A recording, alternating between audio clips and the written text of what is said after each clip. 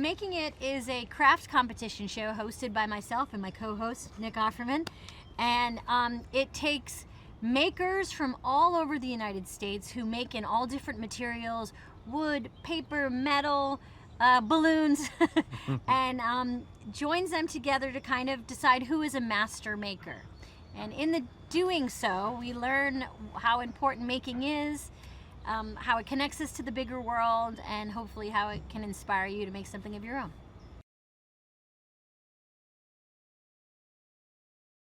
How would you say season 2 is different from season 1? Oh my God, 1,000% more juice. You know, just pumped up.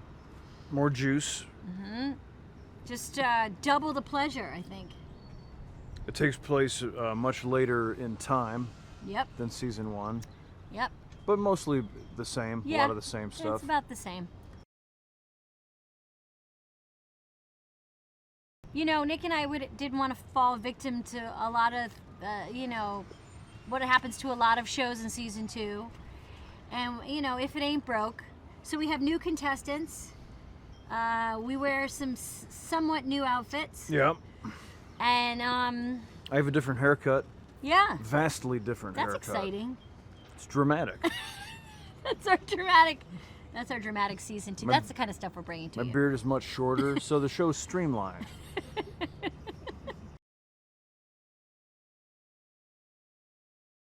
Did you know that we received a 100% freshness rating from Rotten Tomatoes? Amazing. So wonderful to hear, and let's never speak of it again.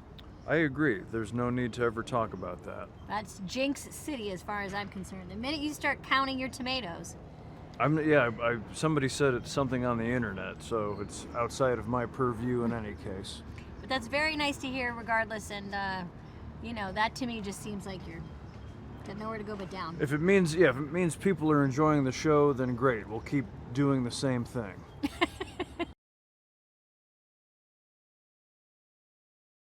I'm in show business, so there's not always a ton of people I know that know how to use a hammer. I've said this before, but when it all turns to hell, Nick might be one of the people I would run to. He could make us a boat. He could probably start a fire, I assume. I could start a fire. We already know each other, which is a plus. I'm pretty good at gleaning protein from the wilderness.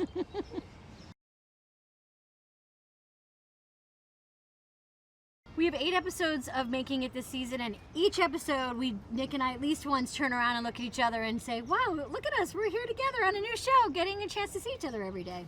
It really is, it feels like we won the lottery, and then a few years later they said, oh, didn't we tell you, there's more. Now there's a cruise and a trip to the beach. Every single episode, every minute, I'm learning, whether it be terminology or technique or even just a reminder to try things. I would still say I'm a very, very low level. I would absolutely never make anything on the show, and couldn't make even the smallest things that these makers are making, but I am inspired to do so. And, you know, in my own private way, I have tried. You often say during challenges, people make specific things, and you'll say, oh, now I can wrap my head around this, and that's really exciting. I think I could make that. Yeah, that's what I love about the show is if you're a maker, a designer, a big thinker, you see ideas here that are mind-blowing. But if you've never done anything, you can see things that help you get in. You know, they're your ways in. My skill set is mainly based around the wood shop. I also used to build scenery and props for theater in Chicago, and so there are some things I'm better at than others, but the creativity and brilliance of all of these individual makers is incredibly inspiring. You can put a bunch of us in a room with a pair of scissors and a bunch of felt and some glue, and everybody will come up with some different idea. So even if I'm a felt master, which I'm not, somebody's still gonna make you say, holy cow, I never would have thought of that. And that's exciting. Then you want to get back into the felt shop yourself. Thank goodness for the great judges that we have. Part of the fun that we get to have is that we get all of the good side of walking around and seeing how these things are made and asking these makers about their ideas and how they're incorporating them. But we never have to sit in judgment. We never have to be discerning.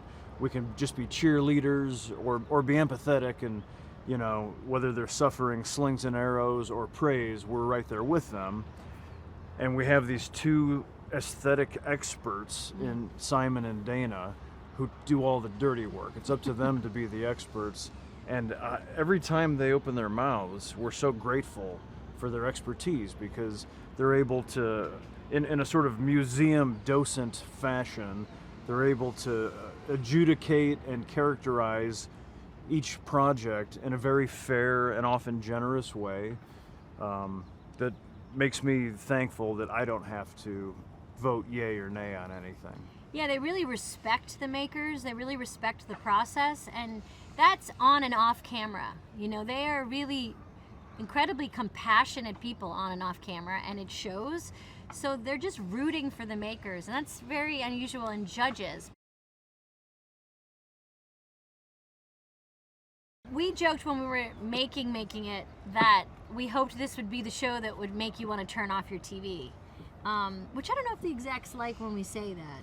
I don't think they're crazy about it. No, but when I watch it with children and adults, they start thinking about, what can I make?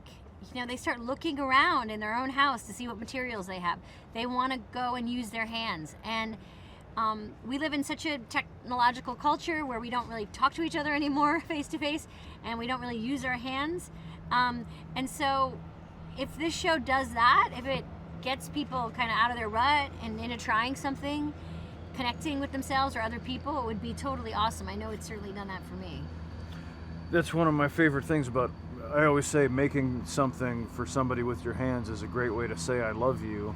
And it's really inspiring to see how the show gets families making things together, whether it's siblings or parents and children. But it also brings together the community of makers. It's, I think, really inspiring. A lot of people talk about how they didn't realize that there were other knitters that they could get in touch with and commiserate and share ideas. And in this day and age, like Amy said, there's a lot of things to feel bad about. And so it's wonderful to be part of a dose of medicine that says, well, look, in the newspaper, it'll make you cry. So here's some stuff you can put together with popsicle sticks and your kid or your grandmother that'll make your day a little brighter.